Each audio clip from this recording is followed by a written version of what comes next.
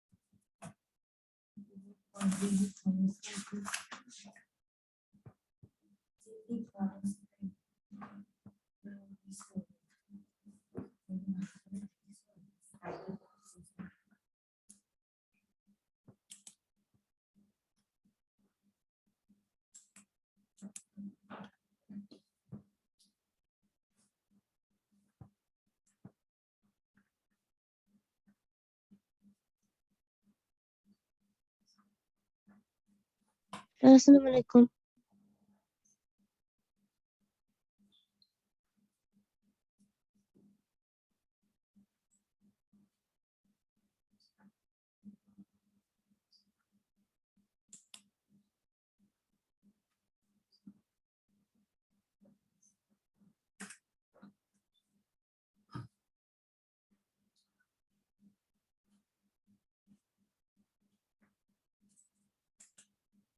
Sir अस्सलामु अलैकुम।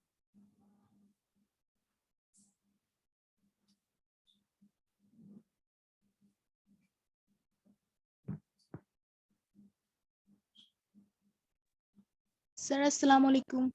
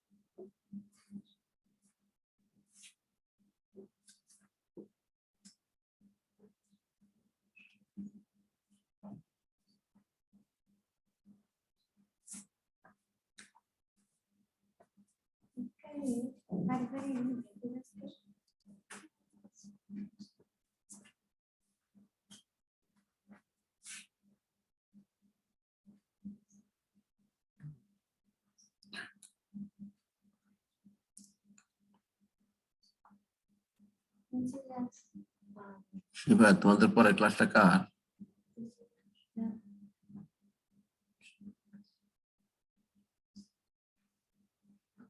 শিবা শুনতে পাচ্ছ? তোমাদের পরে ক্লাসটা কার?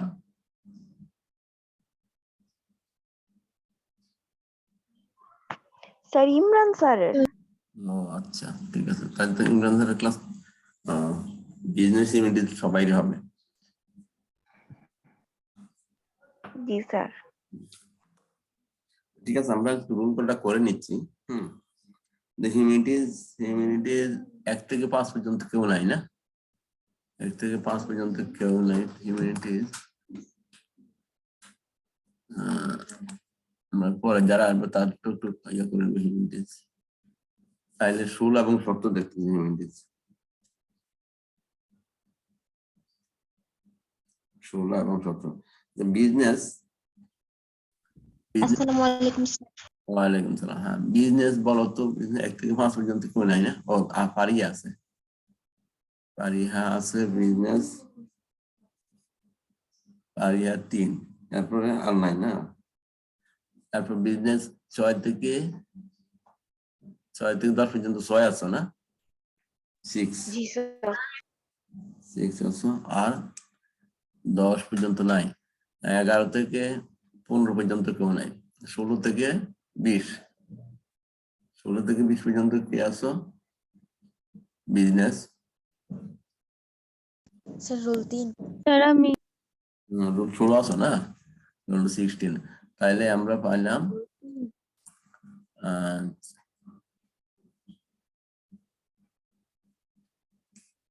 আর কে বাকি রইল, আর বিজনেস বোর্ড, স্যার রোল 3। হ্যাঁ হ্যাঁ রুল 3 লেখছে, রুল, স্যার রোল 32 হ্যাঁ রুল 32, হ্যাঁ রুল 32 আমরা কাউন্ট করলাম, ঠিক আছে। তাহলে আমাদের আপাতত কেউ নাই। তো শুনো, আমরা তো সপ্তম অধ্যায়টা শেষ করেছিলাম, এখন সপ্তম অধ্যায় শেষ করেছি, আজকে কিছু আমরা কোশ্চেন নিয়ে আলোচনা করি নাকি, আমরা কিছু কোশ্চেন নিয়ে আলোচনা করি, তারপরে কিছু কোশ্চেন আলোচনা করার পরে আমরা অন্য অধ্যায় যাবো আর কি। তারপর কোন অধ্যায়টা করতে হবে তোমরা একটু আমাকে জানাইও। তোমরা মানে কোশ্চেনের উপর আমরা 2টা ক্লাস মিনিমাম আলোচনা করি। আজকে আমরা জ্ঞান অনুধাবনের উপর কিছু আলোচনা করবো, তারপর কিছু বোর্ড কোশ্চেন নিয়ে আমরা পরের ক্লাসে আলোচনা করব। এরপর আমরা কোন অধ্যায়টা যাব ওইটা তোমরা একটু মানে চিন্তা ভাবনা করে কোনটা ভালো হয় ওইটা আমরা শুরু করব। তোমাদের আর কোন অধ্যায়গুলি বাকি আছে? আমরা তো 12 শেষ করলাম, 7 শেষ করলাম, আর কোনটা বাকি আছে তোমাদের বলতে পারবে? শিফা বলো তো, পরের কোন অধ্যায়, আর কোন অধ্যায় বাকি আছে পড়ানো?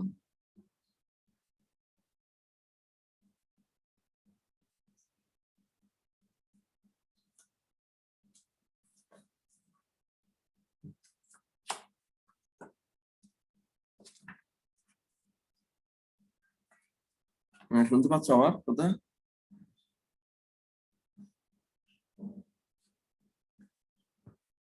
স্যার পলিমার পলিমার না, আচ্ছা আচ্ছা, তাহলে পলিমার পড়াইলে হয়ে যাবে শেষ।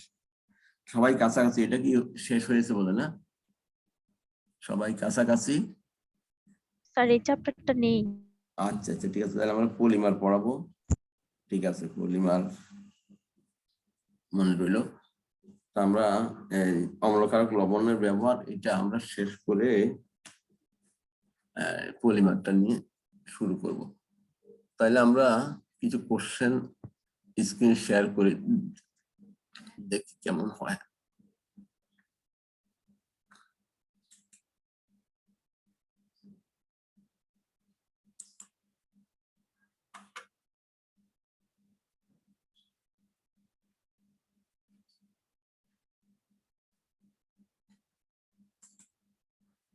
দেখতে পাচ্ছ সবাই?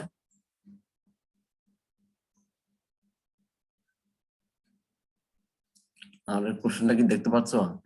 প্রথম কোশ্চেনটা কি? অম্লকারক লবণের ব্যবহার।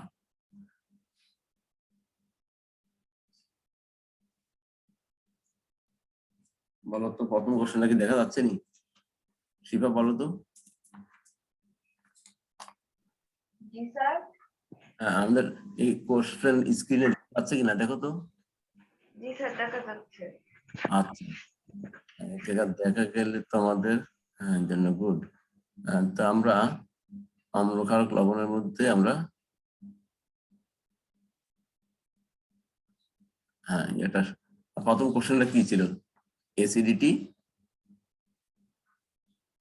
প্রথম কোশ্চেনটা কি? অ্যাসিডিটি কাকে বলে, তাই না? প্রথম কোশ্চেনটা হচ্ছে, দেখো তো প্রথম কোশ্চেনটা কি?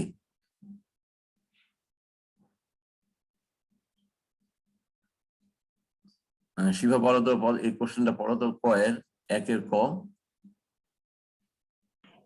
এসিডিসি কাকে বলে? হ্যাঁ অ্যাসিডিটি কাকে বলে। তারপর খাওয়ার পর দাঁত ব্রাশ করা প্রয়োজন কেন? তাহলে আমরা এই অ্যাসিডিটি কাকে বলে এই প্রশ্নটা উত্তরটা কি হবে আমরা একটু বলি, তাই না? অ্যাসিডিটি কাকে বলে, এটা হলো কি, অ্যাসিডিটি কাকে বলে এর উত্তরে আমরা লিখবো পাকস্থলীতে খাদ্য হজম করার জন্য আমাদের হাইড্রোক্লোরিক অ্যাসিড প্রয়োজন হয়। ঠিক আছে, পাকস্থলীতে খাদ্য হজম করার জন্য আমাদের হাইড্রোক্লোরিক অ্যাসিড প্রয়োজন হয়। যদি পাকস্থলীতে এই অ্যাসিডের মাত্রা বেড়ে যায় তখন ওই অবস্থাকে অ্যাসিডিটি বলে। যদি পাকস্থলীতে এই অ্যাসিডের মাত্রা বেড়ে যায় তখন ওই অবস্থাকে অ্যাসিডিটি বলে। তাহলে আমরা বুঝলাম অ্যাসিডিটি কাকে বলে অথবা অ্যাসিডিটি কি।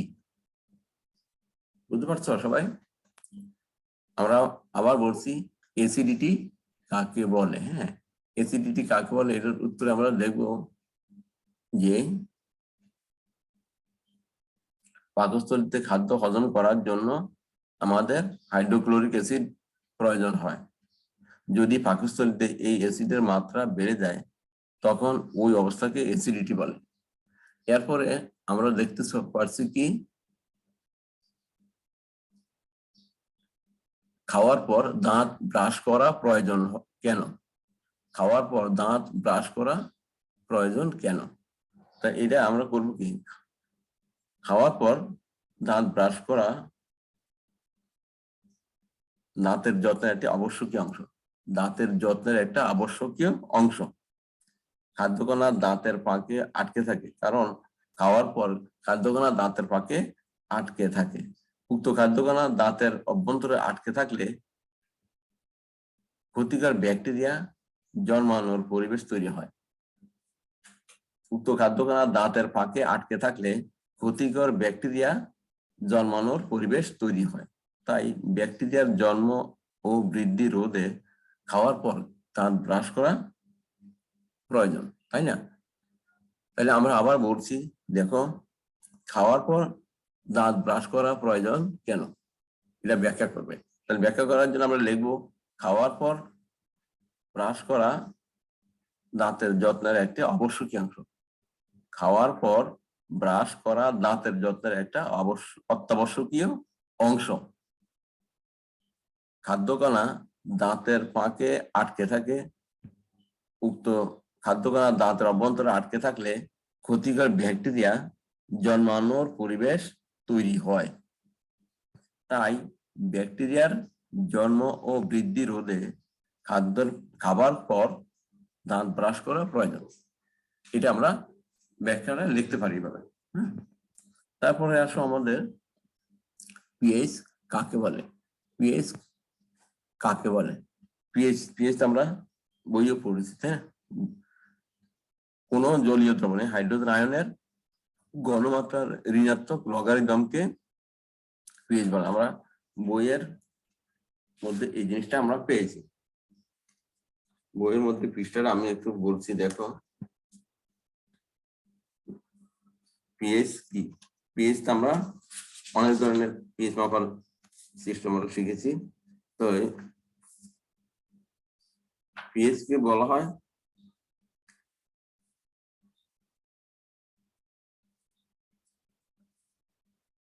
পিএইচ এর সংজ্ঞা আমরা লিখতে পারি কি, কোন জলীয় দ্রবণে হাইড্রোজেন আয়নের ঘনমাত্রার ঋণাত্মক লগারিদমকে পিএইচ বলে। এভাবে লিখে দিলে হবে,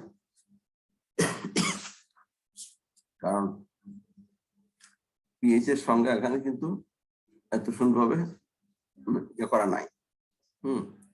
তা যাই হোক, আমরা লিখবো কোন জলীয় দ্রবণে হাইড্রোজেন আয়নের ঘনমাত্রার ঋণাত্মক লগারিদমকে পিএইচ বলে। এখানে পিএইচ সম্পর্কে 154 নম্বর পৃষ্ঠাতে আছে, অনেক বুঝে অনেক কিছু বুঝিয়ে লিখেছে, তাদের সংজ্ঞাটা সুন্দরভাবে বুঝানো নাই। তো তোমরা লিখবা কোন জলীয় দ্রবণে হাইড্রোজেন আয়নের ঘনমাত্রার ঋণাত্মক লগারিদমকে পিএইচ বলে। তাহলে আমরা বললাম পিএইচ কি। এবার 2 এর খতে আমরা দেখতেছি লেবুতে বিদ্যমান অ্যাসিড আমাদের জন্য ক্ষতিকর নয় কেন। লেবুতে কি অ্যাসিড থাকে জানো? বলতে পারবে লেবুতে কি অ্যাসিড থাকে?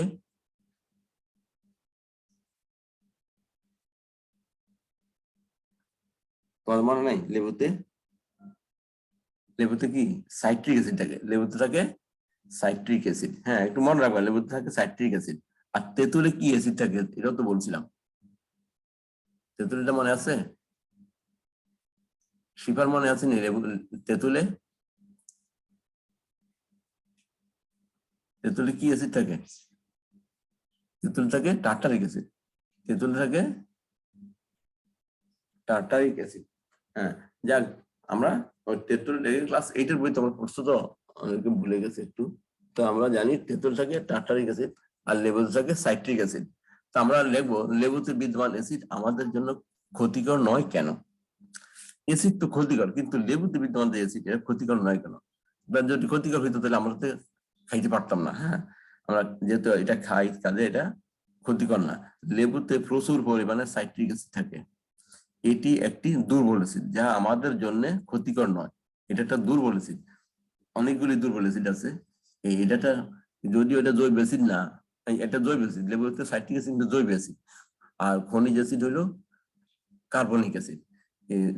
সাইট্রিক অ্যাসিড জৈব অ্যাসিড, আবার ভিনেগার এটাও তো জৈব অ্যাসিড। যে ভিনেগারকে আমরা বলি অ্যাসিডিক অ্যাসিড। আচ্ছা যাক, তাহলে আমরা বলবো লেবুতে বিদ্যমান অ্যাসিড আমাদের জন্য ক্ষতিকর নয় কেন? আমরা জানি কি লেবুতে প্রচুর পরিমাণে সাইট্রিক অ্যাসিড থাকে। এটি একটি দুর্বল অ্যাসিড যা আমাদের জন্য ক্ষতিকর নয়। লেবুতে প্রাপ্ত এই অ্যাসিড আমাদের খুবই প্রয়োজনীয়। এই অ্যাসিড পরিপাক তন্ত্রকে সুস্থ রাখতে সাহায্য করে এবং হজম শক্তি বৃদ্ধি করে। তাই লেবুতে বিদ্যমান অ্যাসিড আমাদের জন্য ক্ষতিকর নয়। আমি আবার বলছি, এটা বইও খুব সুন্দরভাবে আছে। তো আমি যেমন বলছি এইভাবে তোমরা লিখে নিতে পারবে। লেবুতে প্রচুর পরিমাণে সাইট্রিক অ্যাসিড থাকে। এটি একটি দুর্বল অ্যাসিড যা আমাদের জন্য ক্ষতিকর নয়। লেবুতে প্রাপ্ত এই অ্যাসিড আমাদের খুবই প্রয়োজনীয়। এই অ্যাসিড পরিপাক তন্ত্রকে সুস্থ রাখতে সাহায্য করে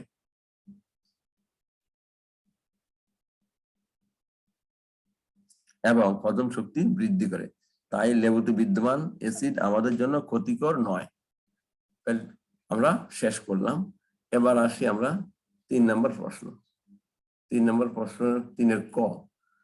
3-এর ক প্রশ্নটা কি দেখো শিফা, পড়ো তো 3-এর ক তে প্রশ্নটা কি?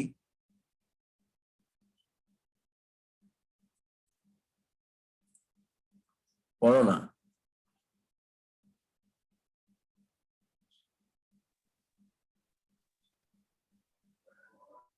তিনের কতে আমি পড়ছি, দেখো 3-এর কতে প্রশ্নটা হলো দুর্বল অ্যাসিড কাকে বলে? এখানে তো 2 এর খ, 3 এর না না, এখানে এই 2-এর খ তো ওখানে চলে গেল। এই 2-এর খ, এটা কিন্তু 3-এর ক। 3-এর ক আসছে, 2-এর খতে চলে গেছে। লেবুতে বিদ্যমান অ্যাসিড আমাদের জন্য ক্ষতিকর নয় কেন? দেখতে পাচ্ছ? এটা দেখতে পাচ্ছ? জি স্যার। আচ্ছা, এখন 3-এর ক। এবার 3-এর ক তে আসতেছি আমরা। 3-এর ক তে কি লেখা আছে দেখো তো? দুর্বল অ্যাসিড কাকে বলে, এটা কি লেখা আছে? জি স্যার। হ্যাঁ, দুর্বল অ্যাসিড কাকে বলে? আমরা দুর্বল অ্যাসিড অনেকগুলি নাম, যেমন অ্যাসিটিক অ্যাসিড এটা দুর্বল অ্যাসিড, সাইট্রিক অ্যাসিড দুর্বল অ্যাসিড, টার্টারিক অ্যাসিড দুর্বল অ্যাসিড, অনেক দুর্বল অ্যাসিড আছে। জৈব অ্যাসিড গুলি সবই দুর্বল অ্যাসিড। তার মধ্যে আমাদের প্রশ্ন হলো দুর্বল অ্যাসিড কাকে বলে।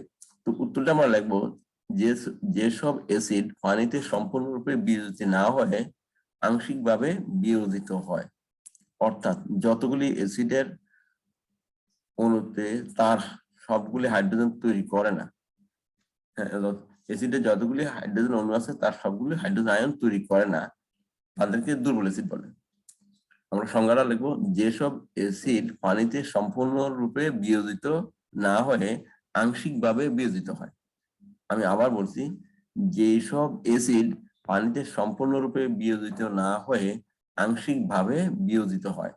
অর্থাৎ অ্যাসিডের যতগুলো হাইড্রোজেন অণু থাকে, অ্যাসিডের যতগুলো হাইড্রোজেন অণু থাকে তার সবগুলো হাইড্রোজেন আয়ন সে পানিতে ত্যাগ করতে পারে না। ওই অ্যাসিড গুলিকে দুর্বল অ্যাসিড বলে। ঠিক আছে, আমি আবার বলছি, যেসব অ্যাসিড পানিতে সম্পূর্ণরূপে বিয়োজিত না হয়ে আংশিকভাবে বিয়োজিত হয়। অর্থাৎ অ্যাসিডের যতগুলি হাইড্রোজেন অণু থাকে তার সবগুলো হাইড্রোজেন আয়ন তৈরি করে না, তাদেরকে দুর্বল অ্যাসিড বলে। এবার 2-3-এর খতে হলো বেশি ভাজা ও তেল যুক্ত খাবার পাকস্থলীর জন্য ক্ষতিকর কেন? বেশি ভাজা, অনেক ভাজা, অনেকে ভাজাকে অনেকে খুব মচমচে ভাজাটাকে পছন্দ করে। হ্যাঁ, ভাজা বেশি মচমচে ভাজা এত বেশি ভালো না। হ্যাঁ, বেশি ভাজা যত করবে তত এটা পোড়া হবে এবং তেল এই যাইয়া এটা নষ্ট হয়ে যায়, গুণগত মানটা নষ্ট হয়ে যায়। এই জন্য বলা হয়েছে বেশি ভাজা ও তেল যুক্ত খাবার পাকস্থলীর জন্য ক্ষতিকর কেন। এবার আমরা এটা দেখি, বেশি ভাজা ও তেল যুক্ত খাবার পাকস্থলীতে অ্যাসিডিটি তৈরি করে বা অ্যাসিডিটি সৃষ্টি করে। বেশি ভাজা ও তেল যুক্ত খাবার পাকস্থলীতে অ্যাসিডিটি সৃষ্টি করে। পাকস্থলীর অ্যাসিডিটি অত্যধিক বেড়ে গেলে বিভিন্ন মারাত্মক সমস্যা সহ পাকস্থলীতে ক্ষত ও সৃষ্টি হতে পারে। তাই বেশি ভাজা ও তেলযুক্ত খাবার পাকস্থলীর জন্য ক্ষতিকর। আমি আবার এটা বলছি, দেখো, বেশি ভাজা ও তেলযুক্ত খাবার পাকস্থলীতে অ্যাসিডিটি সৃষ্টি করে। পাকস্থলীর অ্যাসিডিটি অত্যধিক বেড়ে গেলে বিভিন্ন মারাত্মক সমস্যা সহ পাকস্থলীতে ক্ষত ও সৃষ্টি হতে পারে। ক্ষত মানে পাকস্থলীতে অ্যাসিডিটি বেড়ে গেলে আমরা কি ক্ষতটা মানে কি আলসার হয়ে যায়, এরকম আলসার হওয়াটাই আমাদের জন্য খুব মারাত্মক সমস্যা। তাই বেশি ভাজা ও তেলযুক্ত খাবার পাকস্থলীর জন্য ক্ষতিকর। এই জন্য আমরা এটা বেশি ভাজা তেলযুক্ত খাবার আমরা কি করব, একটু পরিহার করে চলবো, অথবা কম খাবো, খুবই কম খাবো। আচ্ছা, তারপরে চারের ক প্রশ্নটা কি ছিল, টেস্টিং সল্ট কাকে বলে? টেস্টিং সল্ট, যে সল্টটা খুব মজা। টেস্টিং সল্ট বলতে কি বোঝায়? আমরা যে খাবার লবণ যেটা খাই এটা কি টেবিল সল্ট, আর এটা হলো টেস্টিং সল্ট। টেস্টিং সল্ট কিন্তু আমাদের নুডলস বা অন্যান্য কোনো কিছুর মধ্যে আমরা দেই আর কি। হ্যাঁ, সাধারণত নুডলস এর মধ্যে টেস্টিং সল্ট দেওয়া হয়। এরপরে পাউরুটি বা অন্যান্য জিনিস তৈরি করতে অনেকে টেস্টিং সল্ট ব্যবহার করে। তো টেস্টিং সল্টটা কি? টেস্টিং সল্ট হলো সোডিয়াম গ্লুটামেট এর লবণ। টেস্টিং সল্ট হলো সোডিয়াম গ্লুটামেট এর লবণ। টেস্টিং সল্ট হলো সোডিয়াম গ্লুটামেটের লবণ। এটা বইয়ের মধ্যে আছে। তারপর আমি দেখছি এটি কিন্তু সব বোর্ড প্রশ্ন, কাজে এই প্রশ্নগুলি কোনোটাই বাদ দিবা না। এই প্রশ্নগুলি খুব গুরুত্ব দিয়ে তোমরা শিখবে। টেস্টিং সল্ট কাকে বলে? তো টেস্টিং সল্ট হলো সোডিয়াম গ্লুটামেটের লবণ। তারপর দেখো চারের খ হলো টুথপেস্ট কিভাবে দাঁতের ক্ষয় রোধ করে। টুথপেস্ট কিভাবে দাঁতের ক্ষয় রোধ করে? টুথপেস্ট তো আমরা সবাই ব্যবহার করি, টুথপেস্ট দিয়ে আমরা দাঁত মাজি, কিন্তু এবার এটা কিভাবে দাঁতের ক্ষয় রোধ করে? তো টুথপেস্ট মূলত ক্ষারীয় পদার্থ, কারণ আমরা খাওয়া দাওয়ার পরে অ্যাসিড তৈরি হয়, খাওয়া হজম হওয়ার জন্য আমাদের অ্যাসিড দরকার। আমরা তো জানি আমাদের পাকস্থলীতে অনবরত কি খাবার, কি অ্যাসিড তৈরি হচ্ছে পাকস্থলীতে অনবরত।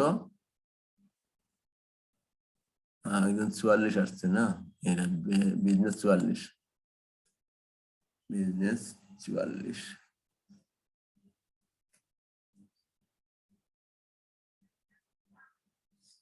বিজনেসের হ্যাঁ 44 চলে আসলো। আচ্ছা, তাহলে আমরা দেখি টুথপেস্ট কিভাবে দাঁতের ক্ষয় রোধ করে। এটার জন্য আমরা দেখলাম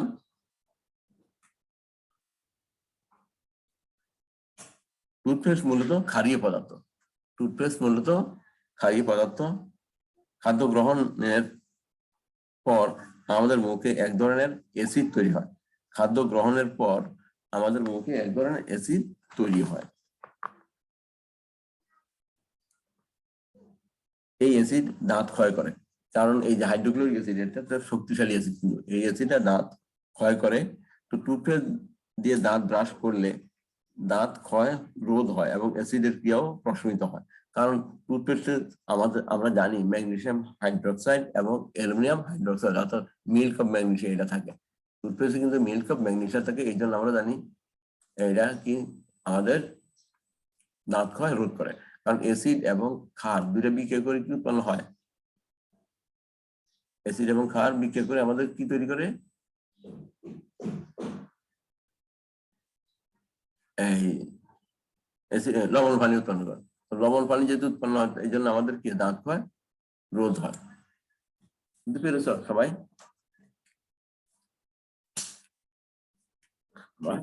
এটা জানি আমার দাঁত ক্ষয় রোধ হবে। আচ্ছা ঠিক আছে, তারপর আমরা আবার আসতেছি টুথপেস্ট কিভাবে দাঁত ক্ষয় রোধ করে। আচ্ছা এবার আসবো আমরা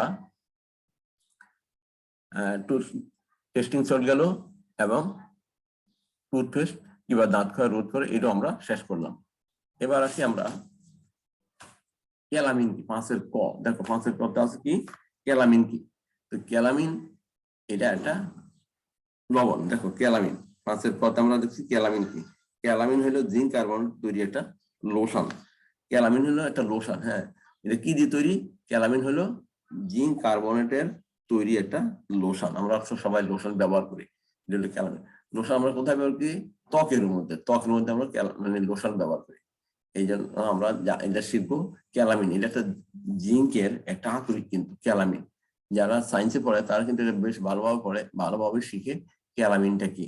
ক্যালামিনটা আমরা জানি জিঙ্কের একটা লবণ, জিঙ্ক কার্বনেট। এবং এটা হলো তোমরা শিখবে শুধু জিঙ্কের ক্যালামিন হলো জিঙ্ক কার্বনেটের তৈরি একটা লোশন। এটা আমরা ত্বকের মধ্যে ব্যবহার করি। এবার আমরা 5 খ দেখি। 5 ক হলো কি, এসিড বৃষ্টি কাকে বলে? 5 খ, এসিড বৃষ্টি কিভাবে তৈরি হয়। এসিড বৃষ্টি কিভাবে তৈরি হয় এটা আমরা আলোচনা করেছি। এসিড বৃষ্টি কিভাবে তৈরি হয়? তো বজ্রপাতের সময় বায়ুর নাইট্রোজেন ও অক্সিজেন পরস্পর বিক্রিয়া করে নাইট্রিক অক্সাইড তৈরি হয়। এই নাইট্রিক অক্সাইড অক্সিজেনের সাথে নাইট্রোজেন ডাই অক্সাইড তৈরি করে, যা বৃষ্টির পানির সাথে মিশে নাইট্রিক অ্যাসিড তৈরি করে। যা বৃষ্টির পানির সাথে মিশে নাইট্রিক অ্যাসিড তৈরি করে। এটা আমরা জানি। আমরা এটা অধ্যায় পড়ার সময় আমরা বলছিলাম এসিড বৃষ্টি কিভাবে তৈরি হয়। এসিড বৃষ্টি আমি অনেকবার বলেছিলাম। এসিড বৃষ্টি তৈরি হওয়ার জন্য কি লাগে? বায়ুতে আমরা যে বায়ু দূষণের কারণগুলি দেখি, এটা কিন্তু এসিড বৃষ্টি তৈরি হওয়ার একটা কারণ। কারণ আমরা যানবাহন থেকে যে গ্যাস নির্গত হয়, এটা কি গ্যাস? শিফা বলতো, যানবাহন থেকে যে গ্যাসগুলি নির্গত হয় এটা কি গ্যাস? Carbon dioxide gas. যানবাহন থেকে যে গ্যাস নির্গত হয় এটা কার্বন ডাইঅক্সাইড গ্যাস। আমরা নিঃশ্বাসের সাথে যেটা পেলে এরও কার্বন ডাইঅক্সাইড গ্যাস। এরপরে কলকারখানা থেকে যেটা বাইর হয় এরও সাধারণত carbon dioxide, sulphur dioxide, nitrogen dioxide এগুলো কিছু হয়। তো আমরা এই গ্যাসগুলি, এই carbon dioxide, sulphur dioxide, nitrogen dioxide, এই গ্যাসগুলি কিন্তু বৃষ্টির পানির সাথে মিশে কি এসিড তৈরি হয়। এই জন্য আমরা জানি এসিড কিভাবে তৈরি হয়। বজ্রপাতের সময় বাতাসে নাইট্রোজেন এবং অক্সিজেন পরস্পর বিক্রিয়া করে নাইট্রিক অক্সাইড তৈরি হয়। এই নাইট্রিক অক্সাইড অক্সিজেনের সাথে বিক্রিয়া করে নাইট্রোজেন ডাইঅক্সাইড তৈরি করে। এই নাইট্রোজেন ডাইঅক্সাইড বৃষ্টির পানির সাথে মিশে নাইট্রিক অ্যাসিড তৈরি হয়। আবার আমরা জানি যানবাহন ও শিল্প কারখানার থেকে নির্গত ধোঁয়া, মধ্যে থাকে কার্বন ডাইঅক্সাইড ও সালফার ডাইঅক্সাইড থাকে, যা বৃষ্টির পানির সাথে মিশে কি কার্বনিক অ্যাসিড ও সালফিক অ্যাসিড তৈরি করে। তাহলে আমরা জানি কিভাবে অ্যাসিড গুলি তৈরি হয়, এটা আমরা একটু আলোচনা করলাম। হ্যাঁ, তাহলে আমরা আবার একটু আলোচনা করি। দেখো এই অ্যাসিড বৃষ্টি কিভাবে তৈরি হয়। অ্যাসিড বৃষ্টি কিভাবে তৈরি হয় আমরা তো জানি। বজ্রপাতের সময় কি হয়, যেটা আমরা দেখি বজ্রপাতের সময় অনেক জোরে একটা ঘর্ষণ হয়, ম্যাগে ম্যাগে ঘর্ষণ পর ওখানে দেখে স্পার্কিং হয়, অনেক মানে একটা ইলেকট্রনের ঝাঁক তৈরি হয়, অর্থাৎ অনেক তাপ উৎপন্ন হয়। ওই সংযোগস্থলে বাতাসের নাইট্রোজেন এবং অক্সিজেন গুলি বিক্রিয়া করে কি হয়, যুক্ত হয়ে নাইট্রিক অক্সাইড তৈরি হয়ে যায়। ওই নাইট্রিক অক্সাইডটা সাধারণত বাতাসের অক্সিজেনের সাথে বিক্রিয়া করে নাইট্রোজেন ডাইঅক্সাইড তৈরি হয়। এই নাইট্রোজেন ডাইঅক্সাইডটা বৃষ্টির পানির সাথে মিশে নাইট্রিক অ্যাসিড তৈরি হয়ে কি মাটিতে ভূপাতিত হয়, অর্থাৎ ভূপাতিত হয়ে পড়ে, বৃষ্টির পানির সাথে মাটিতে এসে পড়ে। আবার যানবাহন ও শিল্প কারখানার নির্গত ধোঁয়া কি থাকে, কার্বন ডাইঅক্সাইড ও সালফার ডাইঅক্সাইড থাকে। এইসব অক্সাইড গুলো বৃষ্টির পানির সাথে মিশে কার্বনিক অ্যাসিড ও সালফিক অ্যাসিড তৈরি করে। তাই আমরা জানি কিভাবে অ্যাসিড বৃষ্টি তৈরি হয়। আমি আবার কৃষিভাগে জিজ্ঞেস করি, যানবাহন থেকে কোন অ্যাসিড কোন অক্সাইড নির্গত হয় বলতো? যানবাহন থেকে মনে আছে? Carbon dioxide. গুড। আচ্ছা, আমরা যে কোমল পানীয় খাই, কোকা কোলা পেপসি কোলা ওইটাতে কোন অক্সাইড থাকে, কোন গ্যাস থাকে, এটা তো আমরা আলোচনা করেছিলাম, তাই না? হ্যাঁ, আমাদের আর 10 মিনিট সময় আছে। তো কোকা কোলা তো কিন্তু কার্বন ডাইঅক্সাইড থাকে, আমরা এটা বলছিলাম, তোমরা ভুলে গেছো আবার। হ্যাঁ, কোকা কোলা তো কিন্তু কার্বন ডাইঅক্সাইড থাকে, ঠিক আছে। তো কোকা কোলা পেপসি কোলা তো কোমল পানি থাকে, সবগুলিতে কিন্তু কার্বন ডাইঅক্সাইড থাকে। এবার আমরা আসো হিস্টামিন কি। ছয়ের ক হিস্টামিন। হিস্টামিন হলো এক ধরনের ক্ষারীয় পদার্থ যা বোলতা ও বিচ্ছুর হুলে থাকে। বোলতা, বিচ্ছু, পিঁপড়া এগুলির হুলের মধ্যে এই আমরা জানি এই ইয়াটা থাকে।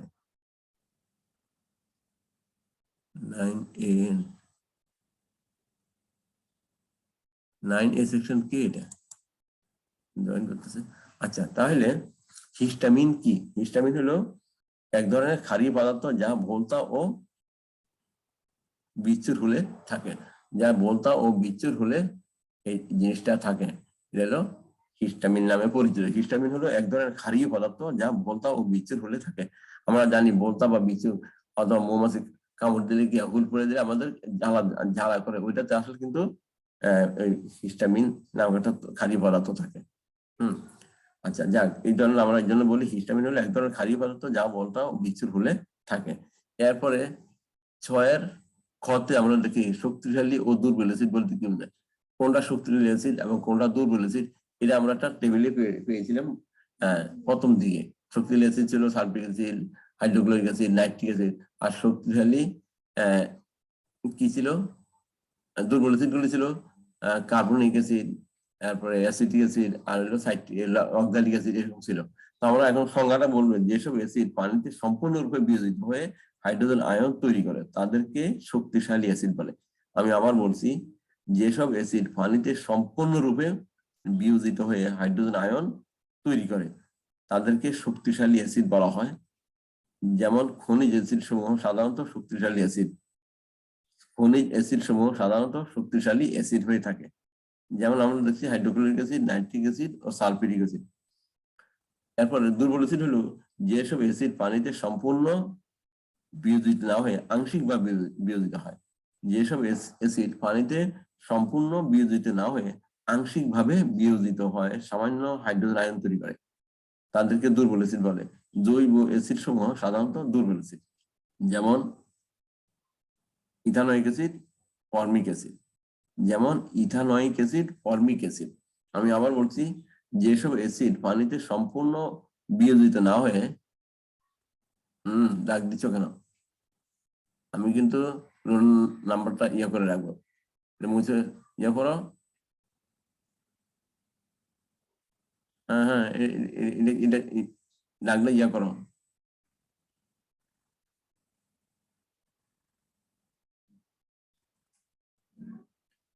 ডাকলে ডিলিট করো। আচ্ছা, আমরা আবার বলছি, যেসব অ্যাসিড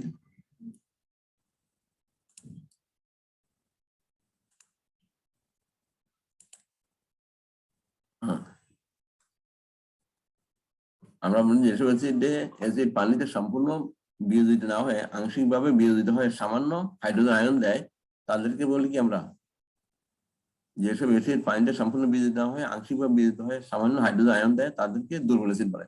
জৈব অ্যাসিড সমূহ সাধারণত দুর্বল অ্যাসিড, যেমন ইথানোয়িক অ্যাসিড, ফর্মিক অ্যাসিড। এরপর আমরা আসবো চুনাপাতার সংকেত। 7 নম্বরে দেখো চুনাপাতার সংকেত লিখো।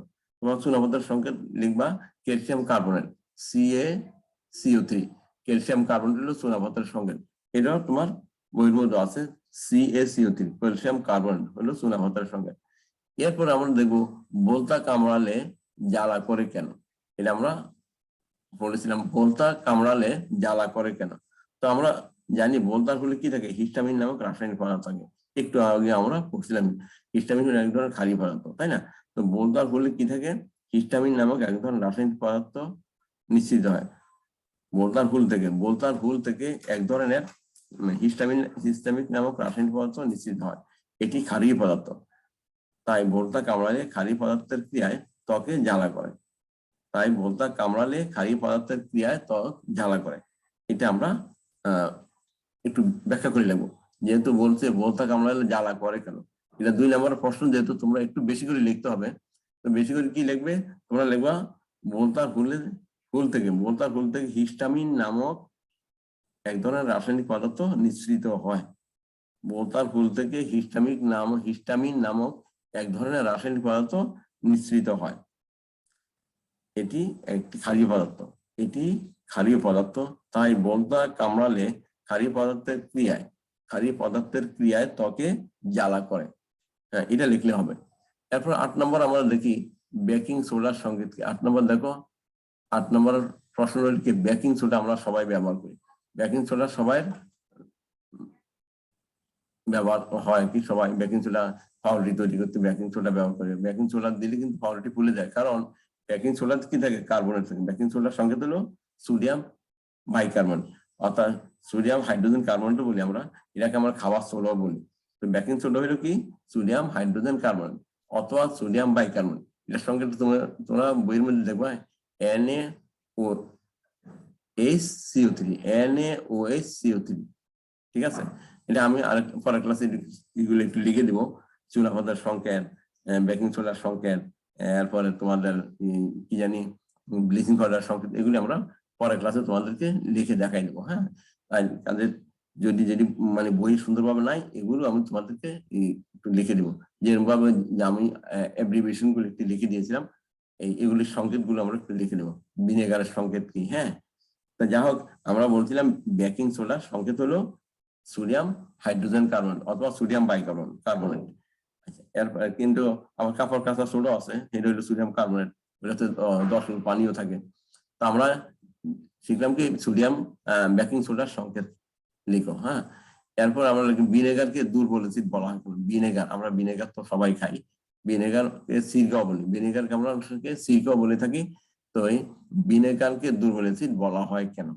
তো ভিনেগার একটা জৈব অ্যাসিড, এটি পানিতে আংশিক বিয়োজিত হয়ে, অর্থাৎ যতগুলি অ্যাসিডের অণু থাকে তার সবগুলি হাইড্রোজেন আয়ন তৈরি করে না।